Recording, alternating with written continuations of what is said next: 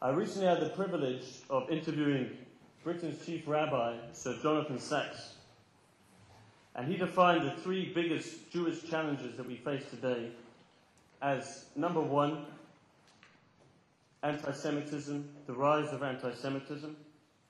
Number two, the isolation of Israel, specifically in the media.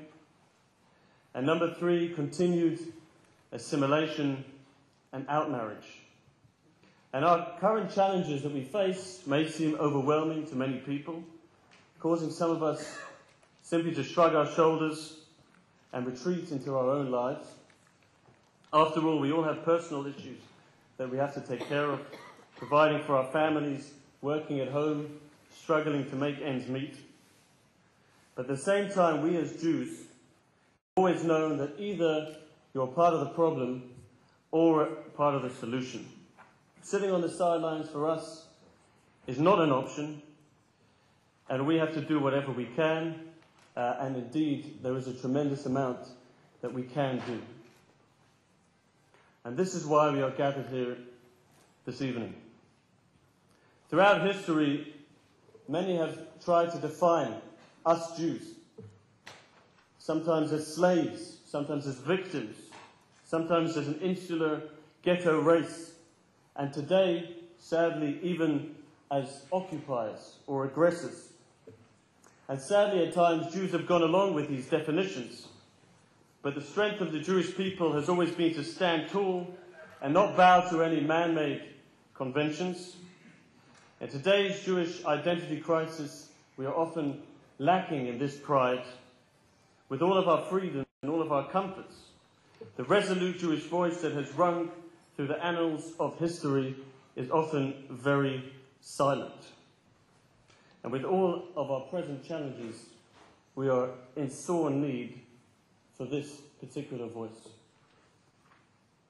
This, friends, is the mission of the GJCF, the Gershon Jacobson Jewish Continuity Foundation, to utilize all modern-day vehicles and technologies to present a strong, courageous voice addressing all of the issues of our times with the wisdom, clarity and direction fueled by 4,000 years of Jewish experience.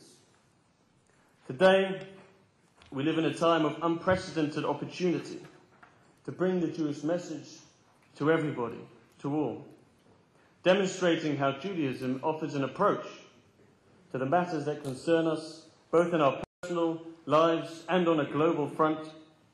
Judaism brings a message of hope in the face of despair, moral courage and guidance to a world of rampant confusion, misdirection, and moral relativism. I joined the GJCF about a year ago, despite many opportunities for a young man. I was compelled by the mission and the vision of the GJCF, the unique opportunity that it provided and provides to shape the future in a meaningful and lasting way. We all know the power of the media in today's world. The topic of today's lecture, the media and the silencing of support for Israel. Media reaches the ears of the masses. And we have been developing and continue to develop outlets to convey this Jewish message of hope, truth, justice, and unassailable set of morals, acting as an indispensable guide to the world in which we live and the challenges that we face, capturing our rich history and our vibrant soul and bringing it to the next generation. This is a pioneering step in approaching the three Jewish challenges that Rabbi Sacks mentioned and other trials that lay ahead of us. We are media infused with meaning, vision, and direction, and we're disseminating information that inspires. The GJCF is a proactive organization. We are young, entrepreneurial, vibrant, and rapidly expanding.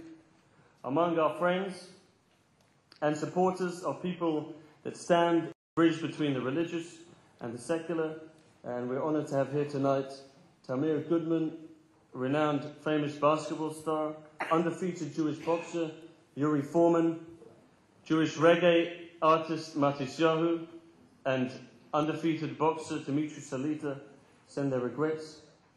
They would have loved to join us tonight.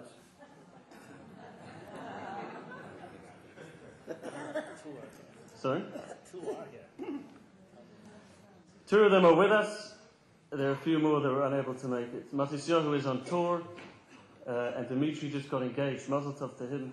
He's probably with his colour.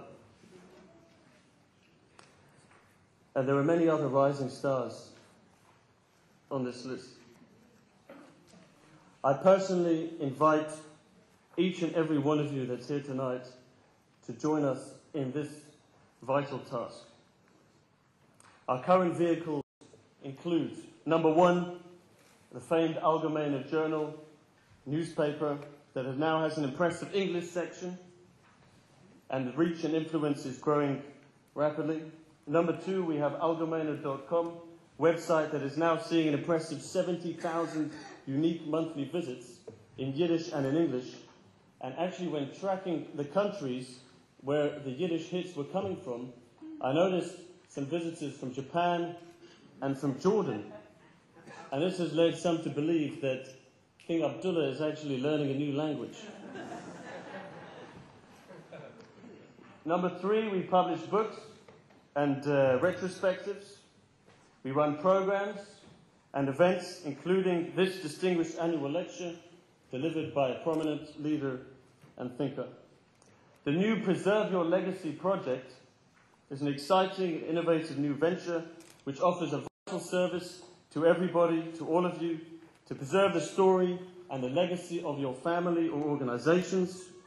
The details can be seen in the inside front cover of the event journal that we handed out tonight.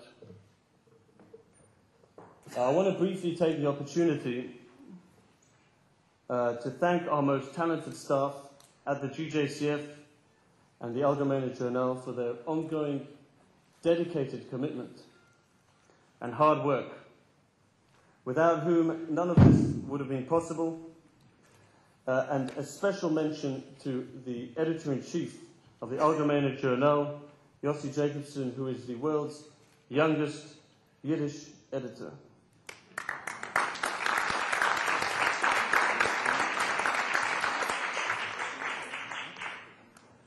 Finally, I want to thank all of our partners, the visionaries and the forward-thinking leaders whose support has made the GJCF, the Algemeiner, and all of these initiatives possible.